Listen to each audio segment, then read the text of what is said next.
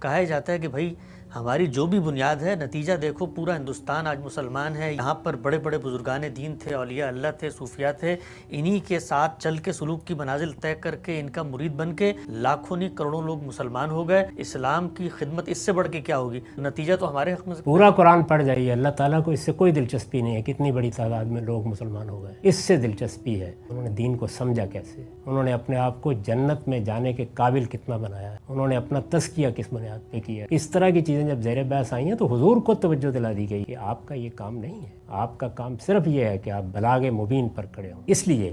دین کے کسی عالم کی یہ ذمہ داری نہیں ہے کہ وہ یہ دیکھے کہ مخاطبین میں سے کتنے تعداد میں لوگ ہیں، نہیں، اس نے دین کو کتنا بے کم و کاست بیان کیا۔ نتائج کے لحاظ سے دیکھنا یہ ہمارے دین میں سکھایا ہی نہیں گیا، ورنہ کہنا پڑے گا کہ یہ سارے لوگ انتہائی کامیاب تھے، نوح اور لوط اور یہ سب جن کی داستان قرآن سناتا ہے انتہائی ناکام دنیا سے رخصت ہوئے۔